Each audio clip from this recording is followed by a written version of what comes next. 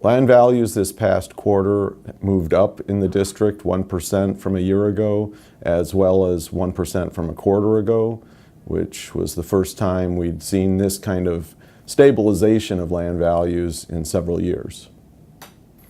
The changes in land values really are key for our district because a lot of the lending activity is based on the ability of the borrowers to have their cash flow to cover from their agricultural production and then the asset base.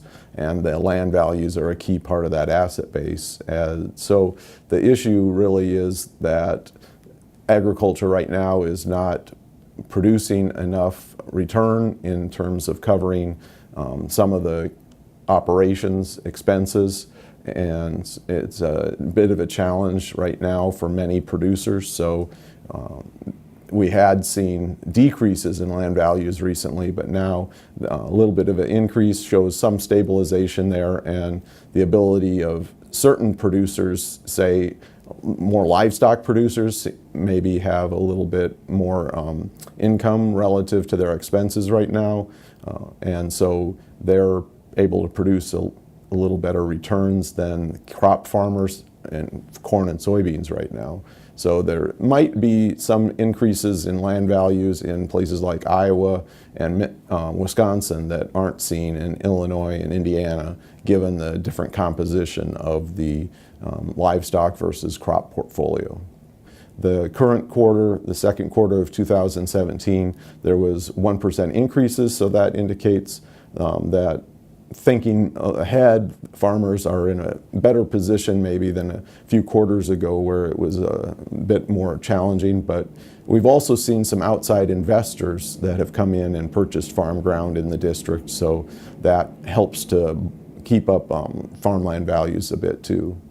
There are some credit troubles beginning to be seen in the farm lending community as the farmers that have taken out a lot of debt are struggling a little bit to repay some of that, and a lot of renewals and extensions of loans as farmers aren't able to complete paying them off and need to take some extra time. But at the same time, with low interest rates, there's been a lot of ability to go from shorter term lending to longer term lending at locking in loans at relatively low rates. So that's been a valuable tool that bankers have had to help farmers get through this time.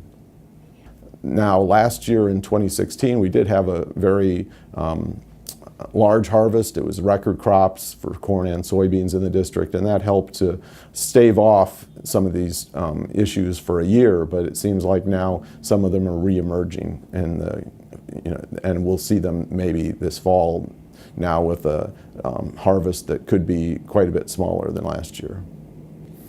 Corn and soybeans are a commodity that always we monitor because they're just the key ones for the production in our district.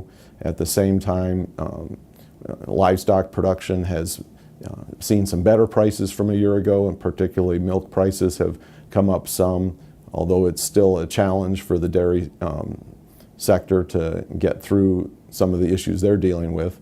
But cattle and hog prices have moved up as well.